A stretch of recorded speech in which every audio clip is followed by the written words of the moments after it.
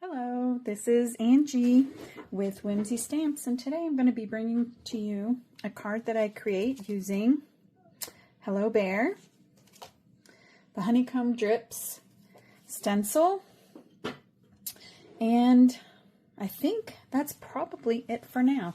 So we're just going to start out with the Honeycomb stencil, and I'm going to do some ink blending. And I am just using some Distress inks. And I want to do the drips because I'm going to fussy cut this out. So I'm going to do some drips and then I'll do the honeycomb up in the drips. So I'm going to start with Wild Honey. And I'm just using some Distress Oxide inks because they blend really well and nicely. So we're just going to start with a light touch.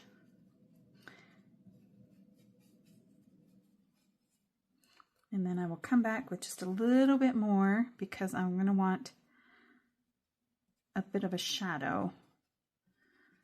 So I'm trying to be heavy on one end and then lighter as I go up.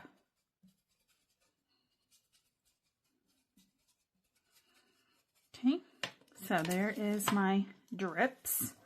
There are my drips. And I'm going to take the honeycomb and I'm going to go over the top. I got out 2 yellows, but I don't think I need another yellow. I think this is going to be really good. And I'm just going to do a little bit of ink blending, heavier in some places, lighter in other places, just to give it a little bit of interest. And I like how that has turned out. So then I think what I'm going to do is I'm going to move my drips over. And the thing I like about stencils is you can use them either way. So instead of using it the same way and getting the same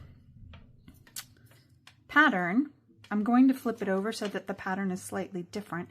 And I'm just going to make a couple more drips for a little bit more interest. And I was thinking about cutting this out, but we'll see. Maybe we'll keep it as is because I like that second layer is really, it's just a shadow in there. So it's just very light. So I think maybe I will not be cutting this out. I might be doing just this as is.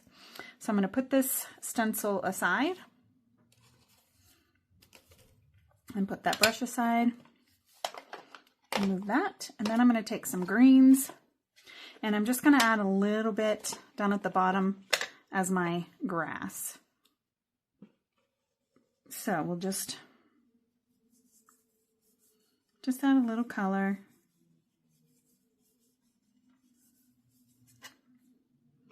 For my sweet little bear to be standing on.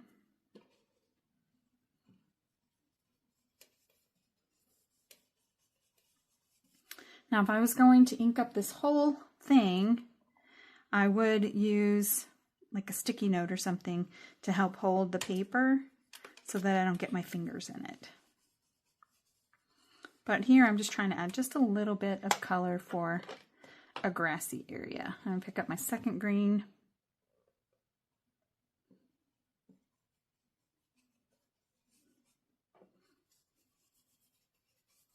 And I just picked 2 shades that I thought would be good. Okay, so we have that.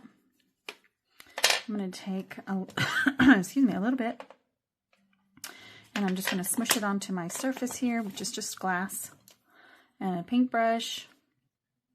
Get a little bit wet, and then I'm just going to make some flicks to be like grass.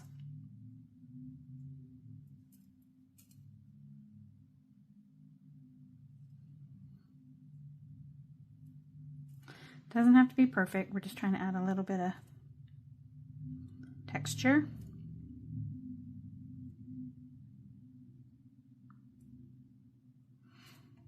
Okay. Then I will add some water splatters.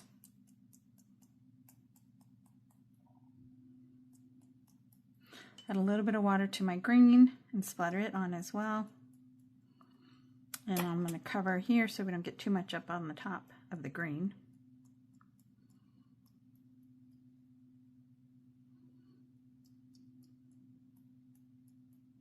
That's just going to give it a bit more texture.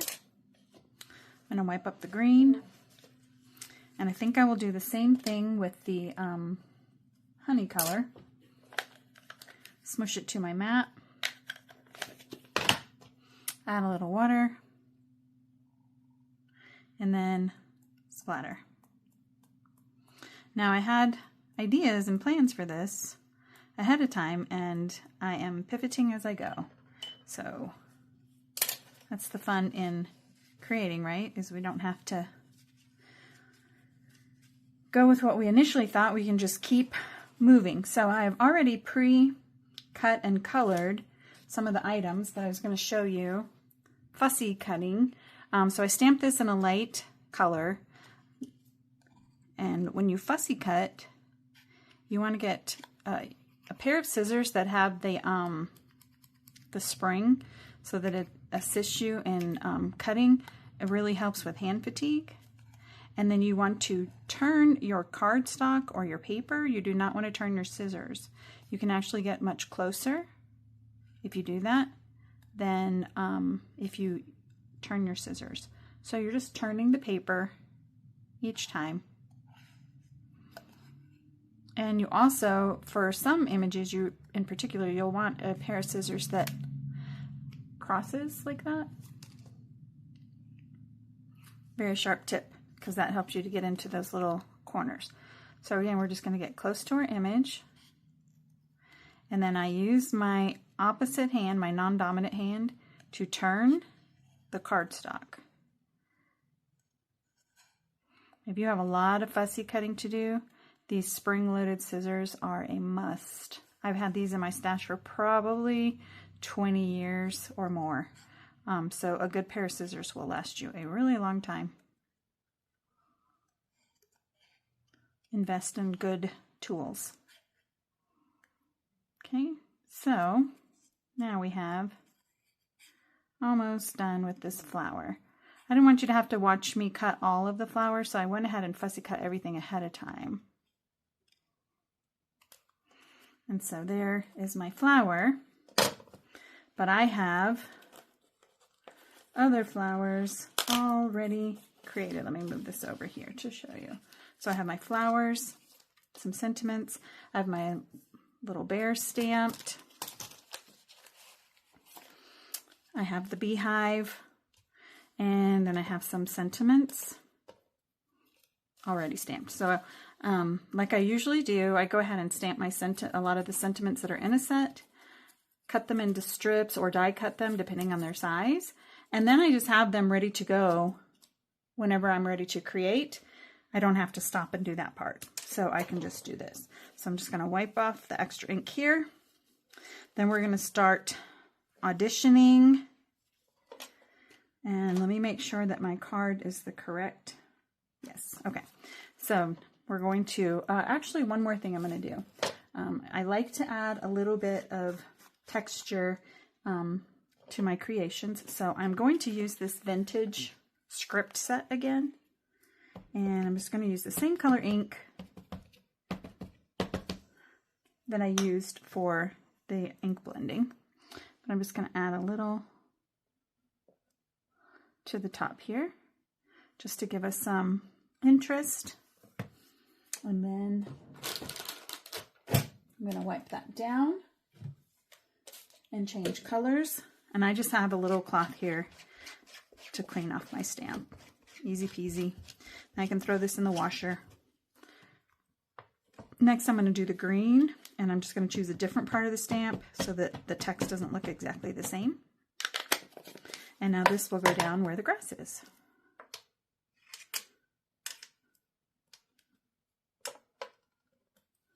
So there's that. I like that. I think I need to add a little bit more color up there, so I'm going to do that. And that's with the honey color. There we go. And I'm going to put this right up here at the top. Yeah, much better. Just give it just a little bit more. Okay. Yes, I like all the texture that gives. This is a good way to add some visual interest to your card or your project without adding a lot of layers, so you're not stuck with a really thick card. Although I like to add lots of layers sometimes too, but that's just in case. Now I went ahead and pre-added my foam tape to all these pieces so you would not have to see me doing that and peeling off the backing paper. So now I'm just going to start with my little beehive. Let's see, I also have my little bear and some flowers. So let me see where I want my bear to go also, because I don't want my beehive to be up so far that we cannot, that the bear's face is not in the right spot. So we can have the little bear here and the little beehive right here. Right? And the little bear. We'll do our flowers and then we'll choose where we're going to put our sentiment. So we'll have maybe one little flower tucked here. A little flower tucked over here.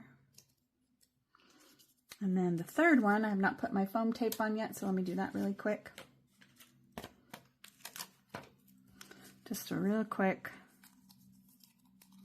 add some tape. And I don't necessarily need this to go all the way to the edge so that I can tuck it underneath or have a look a bit layered as opposed to just side by side. So let me get that backing tape off of there.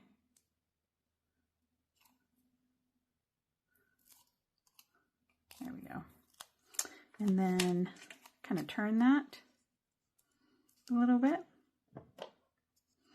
And then the last thing I want to do is I want to take out, well, the last thing will be the sentiment, but I have this sweet little bee in here. And so I want to take the bee and stamp it so that it is flying around the beehive. And since I fussy cut it, I did not cut out the image here. You can see it has little bees flying around it. And I really like the bee trail. However, I didn't want to try to fussy cut out those trails. So I'm just going to stamp this sweet little bee. And I'm just going to use a black ink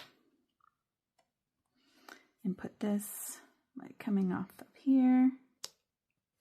And then we'll do one over here that is flying around the flowers. And here. I think that's pretty sweet. And all of these images, I just colored with a little bit of distress ink and a paintbrush. That's it. Nothing fancy, just a quick little color job. And so now I have my sentiment of take time to enjoy simple things. And I like that. And I think I like leaving it white because it's really going to show up on this honey color.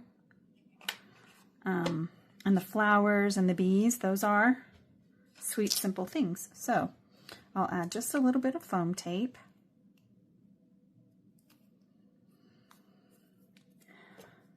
For my sentiment, it's one little piece for the second one. Take off the backer tape, which always seems to be hard to do if your fingernails are just too long, too short. All right, so now we have take time to enjoy.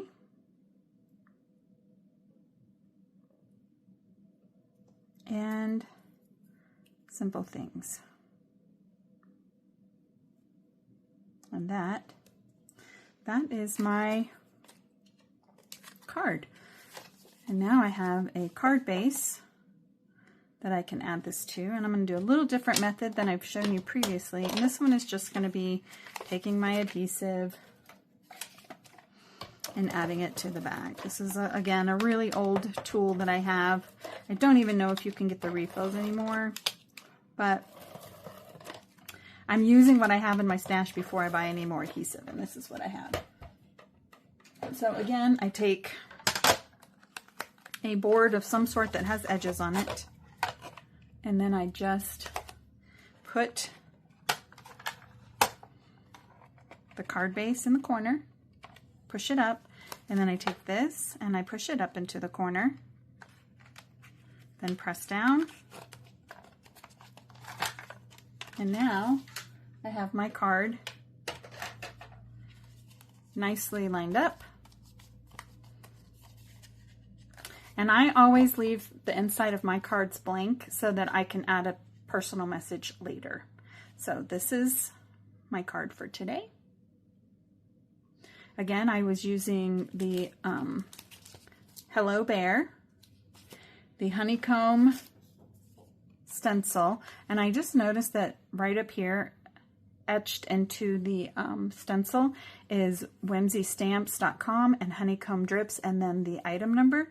So if you ever forget like what company owns your stencil or what the name of it is, it's etched on your stencil. I really like that. I tend to write mine with a Sharpie so that I remember the name of them, but this one I don't have to do anything because the name's already on there.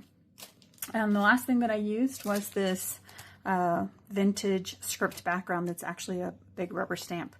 So that is my latest project. Let me know what you're thinking. If you have any thoughts or ideas, any kind of process that you would like me to show, and I will try to incorporate that into my next video. So thank you for watching and have a wonderful day.